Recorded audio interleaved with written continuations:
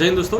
कितने लोगों का कमेंट था कि हमको भी एसएससी जीडी में जाना है और एज ए कांस्टेबल के तहत हमको भर्ती होना है। CISF, CRPF, Assam rifle, ITBP, ये सब में हमको जाना है और देश सेवा करना है। तो मैं आपको बता दूं कि एसएससी जीडी के लिए आपको फॉर्म भरने के लिए सिंपल आपको 10 पास होना चाहिए और जो इसमें एज 18 से लेकर 23 साल तक के बच्चे इसको फॉर्म अप्लाई कर सकते हैं।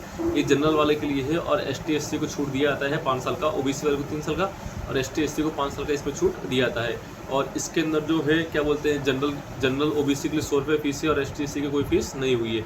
इसमें सबसे पहले आपका जो होता है, सबसे पहले सिलेक्शन प्रोसेस क्या होता है, सबसे पहले आपका एग्जाम होता है, 100 नंबर का आपका एग्जाम होता है और इसमें 0.25 नेगेटिव मार्किंग होते हैं। अगर मान लीजिए कि आपका एक क्वेश्चन आपका गलत होता है तो आपको 0.25 मार्क का नेगेटिव मार्किंग रहने वाला है। आप ऑल इंडिया कहीं भी रहते हैं, लेकिन आप चाहे ऑल इंडिया कहीं भी आपने कहीं से फॉर्म भरा हो, मान लीजिए कि मैं यूपी से फॉर्म भर रहा हूँ, ठीक है, एसएससी जीडी का, और मैं जॉब कर रहा हूँ बेंगलोर में, तो मैं वहाँ भी एग्जाम सेंटर ले सकता हूँ, ऐसी कोई बात नहीं है। आप फॉर्म कहीं से भरिए, एग्जाम सेंटर आपको चॉइस करना है कि मुझे एग्जाम सेंटर क्या लेना है, ठीक है। ये डाउट क्लियर हो गया। उसके बाद में आप जैसे ही एग्जाम क्वालिफाई करते हैं, उसके बाद में आपका फिजिकल होगा। फिजिकल में आपका 5 किलोमीटर रनिंग होता है, 5 किलोमीटर रनिंग होता है, हाई चेस्ट वेट होता है, 5 किलोमीटर रनिंग होता है, वो भी चिप के द्वारा आपका चिप के द्वारा रनिंग होता है। तो आपको ध्यान रखना है 5 किलोमीटर रनिंग और चिप के द्वारा रनिंग होता है।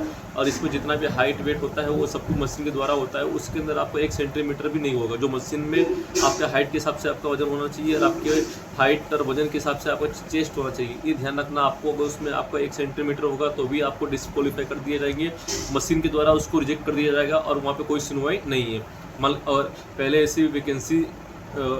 की वैकेंसी में अगर मान लीजिए हाइट 1 सेंटीमीटर आगे पीछे हुआ या आधा सेंटीमीटर आगे पीछे हुआ और सीना आधा सेंटीमीटर आगे पीछे हुआ तो उसको चल जाता था। लेकिन अभी ऐसा कोई सिस्टम नहीं है, अभी कुछ चलने वाला नहीं है। अभी जो मशीन में फिक्स किया गया है कि आपका हाइट 170 सेंटीमीटर है तो आपका वजन इतना ही होना चाहिए, तो वो उतना ही होना चाहिए। अगर उससे कम हुआ तो आपका सिलेक्शन नहीं हो जाएगा, आपका सिलेक्शन नहीं होगा और आप डिस्क्वालीफाई कर दिए जाएंगे।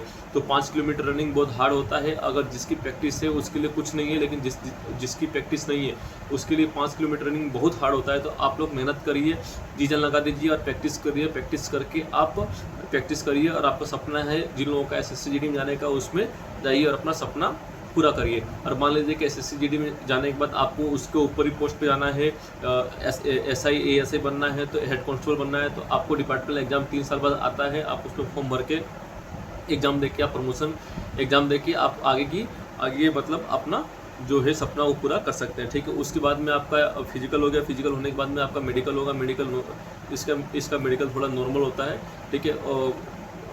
नॉर्मल मेडिकल होता है, हाइट चेस्ट वेट होता है। उसके बाद में आपका ब्लड चेक होता है, ब्लड चेक होता है, यूरिन चेक होता है। उसके बाद में आपका एक्सरे होता है, उसके बाद में क्या बोलते हैं, आपका नौकरी हो गया, आँख 6x6 है कि नहीं वो चेक किया जाता है। फिर आपको बाबसीर है कि नहीं वो चेक किया जाता है। आपके हाथ पैर टेढ़े है कि नहीं वो चेक किया जाता है। आपकी नौकरी है कि नहीं वो सब चेक किया जाता है, ठीक है। पैर में फ्लैट फुट है या नहीं वो चेक किया जाता है। सब आपके दांत कितने हैं, दांत के अंदर कोई खराबी तो नहीं वो चेक किया जाता है। ऊपर से लेकर नीचे तक सब कुछ चेक किया जाता है। मैं आपको बताऊं, ऊपर से चेक करेंगे, आपका आँख चेक करेंगे, आपका आँख 6x6 है। सबसे पहले आपको मेडिकल हॉस्पिटल लेके जाएंगे, वहाँ पे आपका एक्सरे होगा, यूरिन चेक होगा, ब्लड चेक होगा, ठीक है। उसके बाद आप आ जाएंगे, फिर अगले दिन आपका सबसे पहले आँख चेक होगा, 6x6 आँख है कि नहीं वो चेक होगा। आपका वजन चेक होगा, ठीक है। आपके ये दोनों हाथ बेंड है कि नहीं वो चेक होगा। उसके बाद में आपका नौकरी है कि नहीं वो चेक होगा, फ्लैट फुट है कि नहीं वो चेक होगा। उसके बाद में आपका फ्लैट फुट है कि नहीं वो चेक होगा। उसके बाद आपका बाबसीर है कि नहीं वो चेक होगा,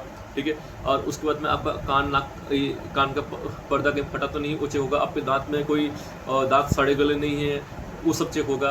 तो ये सब एसएससी जीडी में चेक होता है। अगर मान लीजिए कि आप सब कुछ सही है तो आपको क्वालिफाई कर दिया जाएगा। क्वालिफाई करके आपको डॉक्यूमेंट के लिए भेज दिया जाएगा। आपको डॉक्यूमेंट चेक करा के और आप डॉक्यूमेंट सब ओके हैं तो फिर आपको फाइनल मेरिट का वेट करना होगा। और जैसे ही आपका डॉक्यूमेंट सारे ओके होते हैं तो आपको हो जाते हैं और आप फिजिकल में बेस्ट है आपका और एग्जाम में आपके अच्छे नंबर आए हैं तो आपको क्वालिफाई कर दिया जाएगा, ठीक है। क्वालिफाई करके आपको मेरिट में नाम दे दिया जाएगा और फाइनल आपका सिलेक्शन हो जाएगा। सिलेक्शन लगने के बाद आपने जो फॉर्म भरते समय फर्स्ट प्रायोरिटी दी थी पोस्ट में, मान लीजिए कि किसी ने फॉर्म भरा है और सबसे पहले बीएसएफ डाला हुआ है, बीएसएफ डाला है, असम राइफल डाला है, सीएसएफ डाला है, तो उसके पोस्ट के अकॉर्डिंग उसके मेरे नंबर जिस हिसाब से आए हैं उसके हिसाब से उसको पोस्ट दे दिया जाता है। और उसको पोस्ट देने के बाद मान लीजिए कि एक असम राइफल इसी पोस्ट है जिनका सेंटर नॉर्थ में ही है, बाकी सबका 8 एक असम राइफल, एक एसएसएफ, इनका सेंटर खाली एक ही जगह पे एसएसएफ का दिल्ली में ही ड्यूटी करना है आपको, असम राइफल का आपको नॉर्थ में ही ड्यूटी करना है। बाकी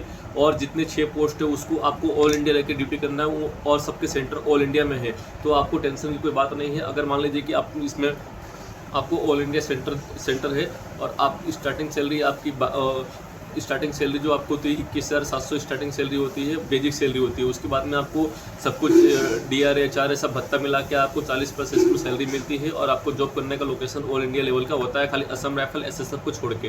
ठीक है, अगर वीडियो आपको अच्छा लगे तो लाइक सब्सक्राइब जरूर करना, और अभी तक आपने मेरे टेलीग्राम चैनल ज्वाइन नहीं हुए हैं तो जाकर टेलीग्राम चैनल ज्वाइन कर लेना, क्योंकि मेरे टेलीग्राम पे आपको ऑल इंडिया लेवल की vacancy, admit card, physical date, ये सब का वहाँ पे मैं जानकारी देते रहता हूँ, और साथ में जो भी वैकेंसी आती है उसको विद प्रूफ के साथ मैं वहाँ पे PDF डालता हूँ और वीडियो बना के वहाँ भेज देता हूँ, ताकि आपको कोई दिक्कत ना हो।